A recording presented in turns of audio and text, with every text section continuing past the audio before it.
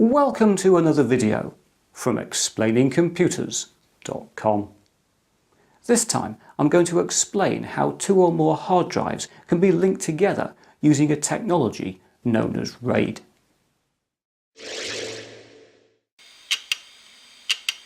On most personal computers there is a direct relationship between each user volume and a physical disk.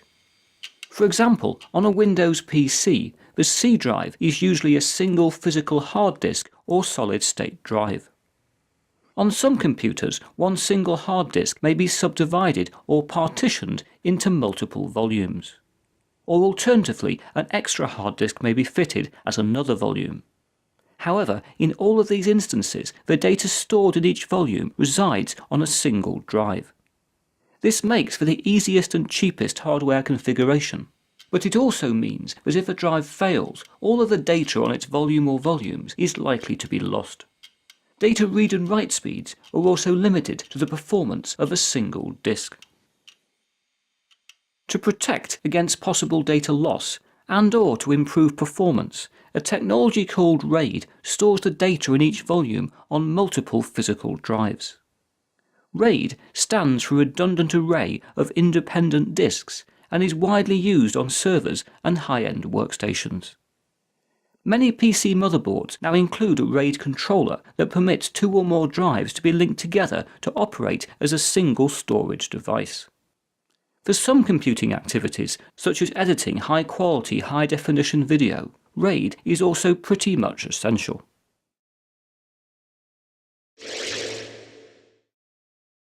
When setting up RAID storage, a number of options are available. The first is called RAID 0. This divides or strips the data in a storage volume across two or more disks, with half of each file written to one disk and half to another. This improves overall read-write performance without sacrificing capacity. So, for example, two 1 TB drives may be linked to form a 2 TB array.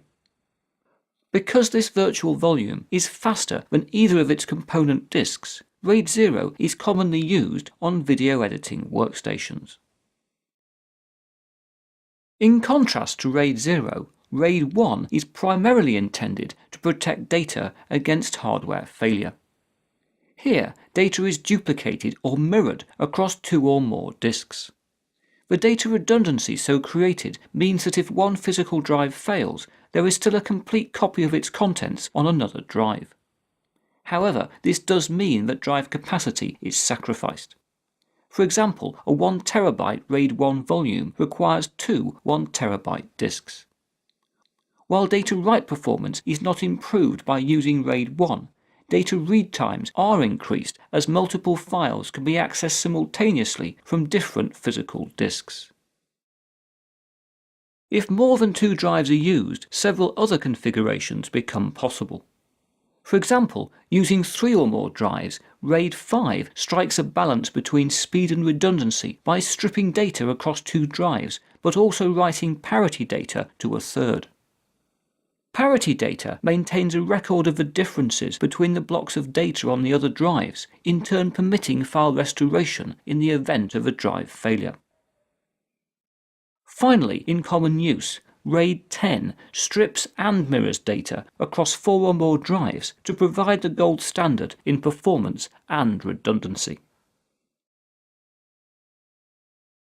Although hard drive performance continues to improve, RAID is still an important technology for anybody building servers or high-end workstations.